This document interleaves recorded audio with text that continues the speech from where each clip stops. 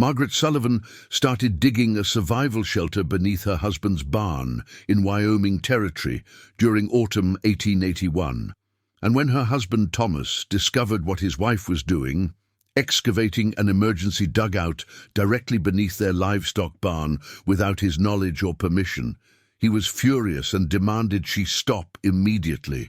Not just angry, absolutely furious, because nobody built secret shelters without telling their spouse. The deception was bad enough, but Margaret was undermining their barn's foundation, wasting time on paranoid preparations, and acting like a woman who'd been driven to irrational behavior by frontier isolation and fear.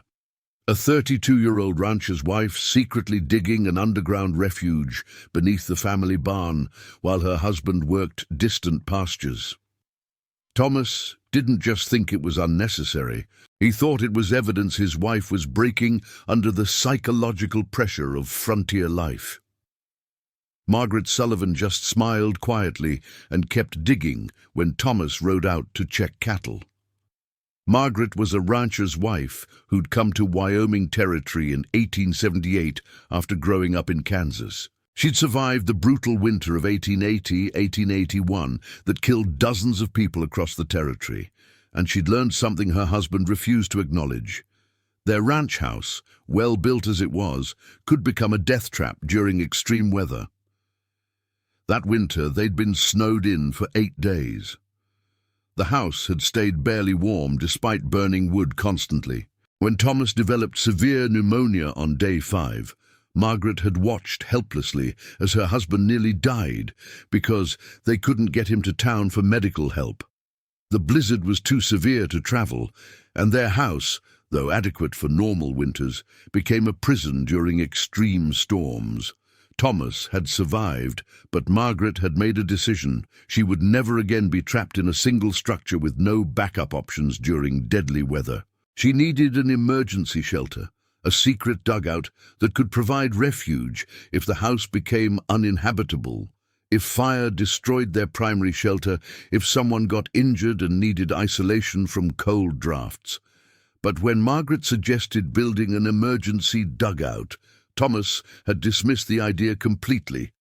"Margaret, we have a solid house. We don't need backup shelters. You're being paranoid. Last winter nearly killed you. If the house had caught fire, we'd have had nowhere to go in that blizzard. The house didn't catch fire. You're inventing problems that don't exist. I'm preparing for possibilities you refuse to consider. No, we're not wasting time and resources on dugouts we'll never use. The answer is no." Margaret had nodded quietly, and then she'd started building the dugout anyway, in secret, while Thomas worked their ranch's distant sections. The location was strategic, directly beneath the barn, accessed through a concealed trapdoor she'd cut in the barn floor behind the hay storage area, where Thomas rarely went. The barn location gave her cover to work undetected, and the livestock above would provide warmth to the dugout below, just like body heat warmed the barn itself. Margaret began excavation in September 1881, working in careful bursts when Thomas was away checking cattle or riding to neighboring ranches. She dug in the early morning before he woke, or in late afternoon when he was busy with ranch work. Every bucket of earth had to be moved carefully, spread across their property where it wouldn't create suspicious piles. The physical work was brutal. Margaret wasn't a large woman, and excavating earth with pick and shovel demanded strength she barely had. Her hands developed blisters that became calluses. Her back ached constantly. She lost weight she couldn't afford to lose. But she kept digging. The dugout dimensions were modest, 10 feet long, 8 feet wide, 6 feet from floor to ceiling. Just large enough for 2 people to survive extreme weather with minimal supplies. The dugout wasn't meant for comfortable living. It was meant for emergency survival when all other options failed. By late October, Margaret had excavated the basic chamber. Now came the harder work, reinforcing the ceiling and walls to prevent collapse, installing ventilation, creating a functioning shelter that wouldn't kill the occupants through cave-in or suffocation. She used salvaged lumber from an old shed to create timber supports for the ceiling. She lined the walls with stones she'd collected gradually over weeks, carrying them to the barn in her apron and hiding them until she could set them in place. She built crude shelves for emergency supplies, dried food, blankets, medical supplies, water containers. For ventilation, she installed a single 6-inch diameter pipe extending from the dugout ceiling up through the barn floor, disguised among the barn's existing posts. The pipe would allow fresh air circulation and prevent carbon dioxide buildup. She even installed a tiny sheet metal stove, barely 18 inches square, smaller than any normal heating stove, that could burn minimal fuel to provide emergency warmth. The stovepipe extended up through the barn floor alongside the ventilation pipe, both disguised by careful placement among the barn's structural elements. By early November, the secret dugout was functionally complete. Margaret stocked it with supplies gradually. A blanket here, some dried meat there, medical supplies, matches, candles. Nothing that would be obviously missed from the house, but enough to survive several days if necessary. And Thomas knew nothing about it. As far as he was aware, Margaret had abandoned her paranoid dugout idea and accepted his judgment that emergency shelters were unnecessary. Then Thomas discovered the dugout on November 12th, during an unexpected return to the barn. Margaret was underground organizing supplies when she heard Thomas's voice above, calling her name. She froze, recognizing the anger in his tone. He'd found the trap door. "Margaret! What the hell is this? Get up here immediately!" Margaret climbed the ladder through the trapdoor to find Thomas standing with his arms crossed, his face red with fury. "You've been digging under our barn, behind my back, after I explicitly told you no dugouts? Thomas, I built an emergency shelter in case of what? In case I'm wrong. In case you know better than me about what our ranch needs. Margaret, you've been secretly undermining our barn's foundation and lying to me for 2 months. I wasn't lying. I just didn't tell you because you wouldn't listen. That's the definition of lying. And you've wasted time we don't have on a hole we'll never use. Worse, you've done it in secret, like you're plotting against your own husband. I'm preparing for emergencies you refuse to acknowledge exist. We don't need a secret dugout. We have a house that survived last winter perfectly well. You nearly died last winter, Thomas. We were trapped with no options and no backup shelter. This dugout means we're never trapped with only one structure again." Thomas's anger shifted to something harder, disappointment mixed with worry. "Margaret, this behavior, building secret shelters, paranoid about disasters that might never happen, you're not well. The isolation is affecting you. This dugout is evidence you need help, not proof you're being smart. I'm being prepared. You're being irrational, and I'm telling you now, fill in this dugout. We're not keeping a secret hole under our barn built on deception and paranoia." Margaret looked at her husband and saw genuine concern mixed with stubborn refusal to consider she might be right. "No. Excuse me. No, I won't fill it in. I built this shelter using my own time and labor. It's functional and safe, and I'm keeping it ready for the emergency you refuse to believe might come." Thomas stared at her, struggling between anger and fear for his wife's mental state. "Margaret, I love you, but this behavior worries me deeply. Secret construction, paranoid preparations, refusal to accept my judgment. These aren't signs of a healthy mind. They're signs of someone who learned from nearly losing you that we need backup plans." Thomas left the barn without another word, and for the next 2 weeks, the dugout became a source of constant tension between them. Thomas wanted it filled in and forgotten. Margaret refused. Thomas saw it as evidence his wife was unwell. Margaret saw it as insurance her husband was too stubborn to value. They barely spoke. They worked the ranch in cold silence. The dugout sat beneath the barn, unused and contested, a symbol of disagreement neither would yield on. Then, on December 7th, A blizzard struck Wyoming territory with a violence that would become legendary. It started as light snow while Thomas was working on the ranch's north section, checking cattle in pastures 2 miles from the house. Margaret was home preparing dinner when the snow became heavy, then blinding, then a full blizzard that made visibility impossible within minutes. Margaret watched from the house as the world disappeared into white. She knew Thomas was out there somewhere, and she knew he'd be trying to get home, but as wind velocity increased to dangerous levels and temperature dropped towards zero, she also knew travel was becoming deadly. She prepared the house for severe cold, built up the fire, closed shutters, organized emergency supplies, and she went to the barn, opened the trapdoor to her secret dugout, and made sure the emergency shelter was ready in case they needed it. By evening, Thomas still hadn't returned. Margaret knew he was either sheltering somewhere on the ranch or attempting the dangerous journey home. She maintained fire in the house and waited with growing fear. Thomas was fighting for his life in the blizzard.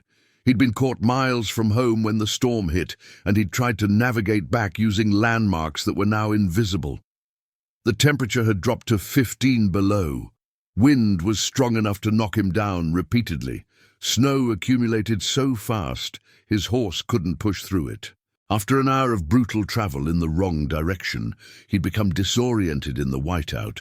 Thomas realized he was lost on his own ranch, freezing, with his horse failing under him.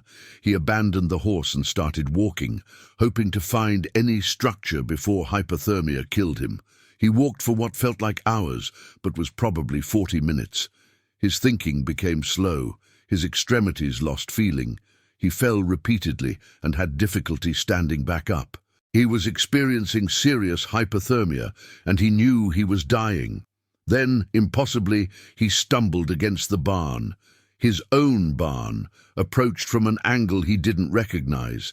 He fell through the door and collapsed on the barn floor, ice-covered and nearly unconscious.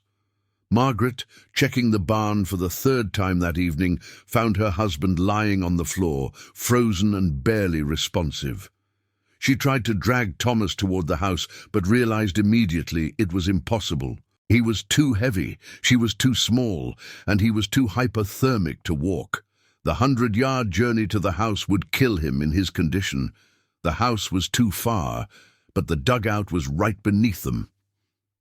Margaret opened the trapdoor to her secret dugout, the shelter Thomas had wanted destroyed, the hole he'd called evidence of paranoia. She lit the tiny stove she'd installed, then returned to Thomas. "Thomas, I need you to climb down. Can you move?" He mumbled something incoherent, ice forming in his beard. Margaret half-dragged, half-guided her husband to the trapdoor. Getting him down the ladder was desperate and dangerous. Thomas was barely functional, and Margaret was terrified he'd fall and break his neck. But somehow, she maneuvered him down the ladder, and he collapsed on the dugout floor. The dugout was cold, maybe 20 degrees warmer than the outside blizzard, but still well below freezing. Margaret built up the tiny stove fire, burning small pieces of wood as fast as she dared, without suffocating them both. The dugout's small size became an advantage. Within 20 minutes, the temperature rose to 40 degrees. Within 40 minutes, 50 degrees. Within an hour, the tiny space was 60 degrees and genuinely warm. Margaret stripped Thomas's frozen outer clothing and wrapped him in the blankets she'd stored. She melted snow in a pot on the tiny stove to give him warm liquid.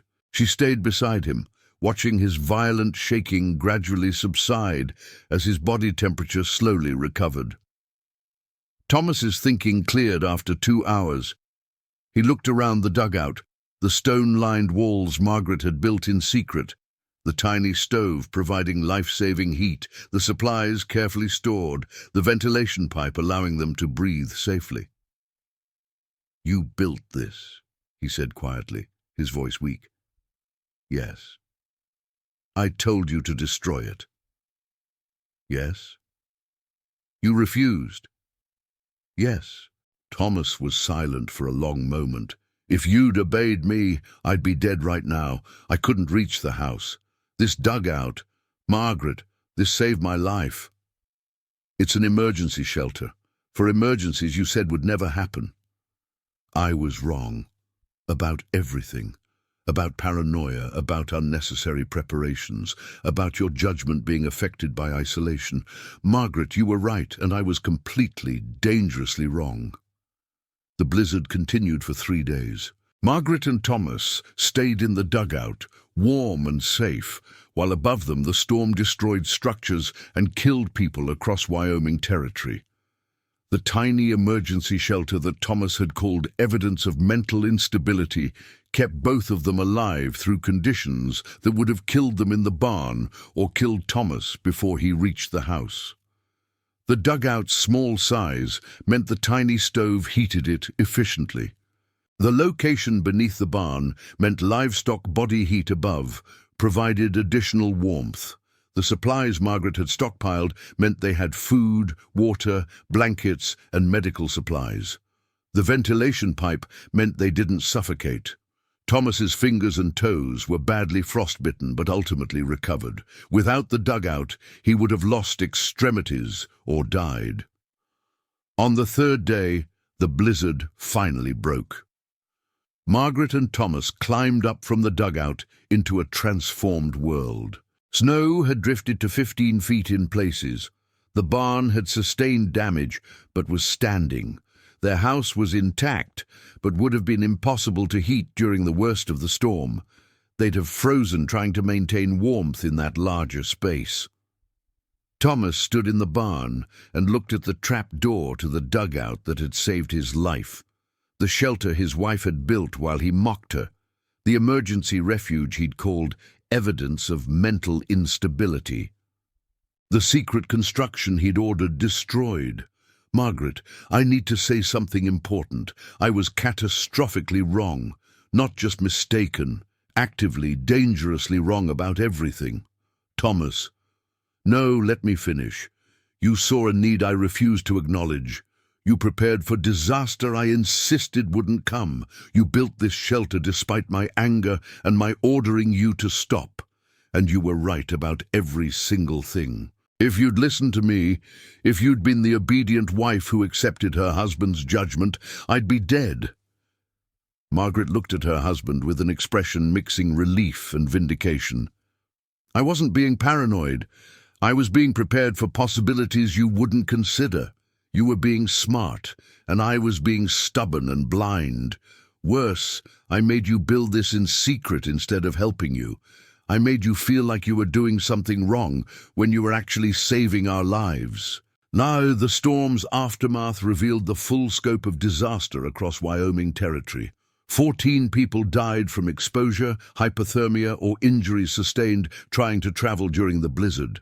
Hundreds of cattle and horses perished, numerous buildings were destroyed by wind or collapsed under snow load, and when the community learned that Margaret Sullivan had survived and saved her husband by using a secret emergency dugout she'd built beneath their barn against her husband's orders, the reaction was complex and immediate. The women of the community wanted to know everything. How large was the dugout? What supplies did Margaret stock? How did she build it without help? Could other wives build similar emergency shelters? Sarah Bennett, a neighbor woman whose husband had nearly died during the blizzard when their house became uninhabitable, came to see the dugout 4 days after the storm. Margaret, Robert, and I were trapped in our house during the worst night. The fire couldn't keep up with the cold. We thought we'd freeze. If we'd had a small emergency shelter like your dugout, we could have survived more safely. Margaret showed Sarah the dugout, the modest 10-by-8 space, the tiny stove, the stone-reinforced walls, the ventilation system. Sarah touched the walls and ceiling, understanding suddenly that emergency preparedness wasn't paranoia. It was practical insurance against disasters that the frontier made all too real. How long did this take you to build? 2 months, working in secret whenever Thomas was away. It would have taken 2 weeks if he'd helped instead of opposed. And it truly saved him? It saved both of us. He couldn't reach the house. I couldn't heat the house adequately once the storm became extreme. This dugout was the only reason we both survived. Word spread through the community with remarkable speed. Margaret Sullivan's secret dugout, the shelter her husband had called evidence of mental instability, had saved both their lives, while conventional structures failed across the territory. The response split along interesting lines. Most women were intensely curious and wanted to learn how to build similar emergency shelters. Many men were initially dismissive. Surely this was unique circumstances. Surely conventional houses were adequate. Surely one success didn't prove emergency dugouts were necessary. But as the blizzard's death toll became clear, and as people calculated how many lives might have been saved by accessible emergency shelters, the dismissiveness faded into reconsideration. Thomas himself became an unexpected advocate. At the community meeting held 2 weeks after the blizzard to discuss disaster preparedness, Thomas stood and made a public confession. "I want to tell you all that I'm alive because my wife built an emergency shelter I ordered her to destroy. Margaret dug a dugout beneath our barn while I mocked her as paranoid. When the blizzard trapped me miles from home, when I stumbled into our barn, half frozen and dying, that dugout saved my life. I was wrong about emergency preparedness. I was wrong about my wife's judgment, and I was wrong to oppose construction that literally saved me." The honesty was remarkable and persuasive. If Thomas Sullivan, a respected rancher known for practical judgment, admitted he'd been catastrophically wrong about emergency shelters, perhaps other men needed to reconsider their assumptions. By March 1882, 7 families in the region had built emergency dugouts, most beneath barns, some adjacent to houses, all following principles Margaret had demonstrated: small size for efficient heating, stone reinforcement, proper ventilation, stockpiled supplies, location that provided backup to primary shelter. Not all attempts succeeded perfectly. William Morrison built his dugout too large and couldn't heat it effectively. Sarah Chen's dugout flooded from poor drainage. Robert Hayes' structure collapsed from inadequate ceiling support. But most carefully executed dugouts worked well. The key factors Margaret had discovered through her own construction became shared knowledge. Keep size minimal, 8 to 12 feet per dimension. Reinforce ceiling and walls adequately. Ensure proper ventilation. Position tiny stove for efficient heating. Stock essential supplies only. The dugouts weren't meant for comfortable living. They were meant for emergency survival, a backup option when primary shelter failed or became inaccessible during extreme weather. And in that role, they proved invaluable. The emergency dugout concept had particular appeal to women who often felt helpless during disasters and wanted practical options for protecting their families. Margaret found herself teaching construction techniques to groups of ranch wives who'd never done excavation work, but were motivated by the recent blizzard to prepare for future storms. "The dugout doesn't need to be pretty," Margaret explained at one teaching session. "It needs to be functional, small enough to heat easily, strong enough not to collapse, ventilated enough to breathe safely, stocked enough to survive several days. Focus on those requirements and ignore everything else." The social dynamics were fascinating. Women were building emergency shelters, often in secret, sometimes with reluctant permission, occasionally with active help from supportive husbands. The activity challenged assumptions about women's capabilities and about whose judgment mattered in frontier survival. Some men remained opposed. Eric Carlson forbade his wife from building a dugout, calling it unnecessary and inappropriate for a woman to undertake construction. His wife built one anyway in secret, following Margaret's example of working when her husband was away. By winter 1882-1883, 23 families in Wyoming Territory had functional emergency dugouts. The structures became known as Sullivan Shelters, or storm dugouts, among the community, and their existence represented a shift in thinking about frontier preparedness. The severe winter of 1882-1883 tested the dugouts multiple times. 3 families used their emergency shelters during storms, not because houses were destroyed, but because small, efficiently heated backup spaces proved safer and more practical than struggling to heat large houses during extreme cold. Margaret and Thomas used their dugout twice that winter, once when their house chimney became blocked and filled the house with smoke, once when Thomas fell ill and needed isolation from cold drafts. The dugout that had saved Thomas's life proved useful repeatedly, justifying Margaret's insistence on building it despite opposition. The economic impact was interesting. Emergency dugouts cost roughly $15 to $25 in materials, mostly lumber for reinforcement, stone for walls, a tiny stove and pipe for ventilation. Labor was free if families did the work themselves. The investment was minimal compared to potential lives saved. Margaret calculated that her dugout required approximately 60 hours of labor to excavate and construct. If Thomas had helped instead of opposed, that would have been 30 hours each, a week of evenings. Instead, Margaret had spent 2 months working in secret, adding enormous difficulty to an already hard project. The hardest part wasn't the digging, Margaret told Sarah Bennett during one conversation. It was doing it alone while hiding the work from Thomas. If he'd listened when I first suggested it, we could have built the dugout together in 2 weeks and had backup shelter ready months before the blizzard. By 1885, the emergency dugout concept was established in Wyoming Territory as legitimate frontier preparedness. The structures were documented in territorial newspapers as examples of practical innovation. Women's groups discussed dugout construction techniques. Even skeptical men acknowledged that backup emergency shelters made sense for remote ranches.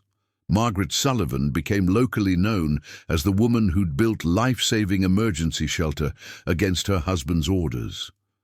The story became teaching material, evidence that women's judgment about frontier survival could be right even when husbands disagreed, that emergency preparedness wasn't paranoia, and that backup options saved lives during disasters that conventional planning couldn't prevent.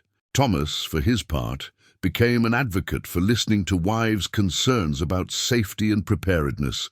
He told his story repeatedly, how he'd mocked Margaret, ordered her to stop, called her preparation evidence of mental instability, and been proven catastrophically wrong when the blizzard proved her right about everything. "I tell people this to make a point," Thomas said at a community gathering in 1884. "My wife saw a need I refused to acknowledge. She prepared for disaster I insisted wouldn't come. She saved my life by refusing to obey me when I was wrong. Gentlemen, our wives sometimes see what we're too stubborn to admit. Listen to them." The dugout beneath the Sullivan barn remained functional and stocked through 1890. Margaret and Thomas used it multiple times over those years, during storms, when someone was ill, when the house needed repairs that made it temporarily uninhabitable. The emergency shelter proved its value repeatedly. In 1891, the Sullivans sold their ranch and moved to town as Thomas's health declined. The new owners were told about the dugout and maintained it for several more years before eventually filling it in when they built a modern barn in 1897. But photographs exist from 1886 showing the concealed trapdoor in the barn floor and a drawing Margaret made showing the dugout's layout and construction details. These documents were published in a Wyoming Territory Women's Journal in 1888 as part of an article on frontier emergency preparedness. And a journal entry from Sarah Bennett in 1883 described visiting the dugout, descended ladder into Margaret's emergency shelter beneath the barn, small but well-constructed space that saved 2 lives during blizzard. Margaret built this while her husband mocked her as paranoid. She refused to obey when he was wrong. Now Thomas credits her with saving him. Every woman on the frontier should have emergency backup shelter and the courage to build it regardless of opposition. Margaret Sullivan built a secret dugout beneath her barn when her husband called her paranoid and ordered her to stop. She excavated it in secrecy while Thomas dismissed her judgment and worried about her mental state. She refused to fill it in when he demanded she destroy the shelter he said they'd never need. Then the blizzard came, and Thomas stumbled into their barn, dying from hypothermia, unable to reach the house, and the secret dugout Margaret had built against his orders saved both their lives. The emergency shelter he'd called unnecessary kept them warm for 3 days, while the storm killed 14 people across the territory. The backup option he'd mocked as paranoia proved correct when disaster struck exactly as Margaret had prepared for. Thomas lived because his wife refused to obey when his judgment was catastrophically wrong. Margaret's secret dugout proved that frontier survival sometimes required women to build emergency shelters regardless of opposition, to prepare for possibilities men refused to acknowledge, and to value their own judgment about safety, even when husbands disagreed. The dugout is gone now, filled in when modern buildings made it obsolete. But Margaret Sullivan's lesson remains. Emergency preparedness isn't paranoia. Backup options save lives, and women's judgment about frontier survival deserves respect, even when it contradicts conventional wisdom. Margaret knew that, in 1881, it took one deadly blizzard for Thomas and the community to learn it, and for years afterward, women across Wyoming Territory built emergency shelters while remembering the rancher's wife who dug a secret dugout her husband called madness and saved both their lives by refusing to stop.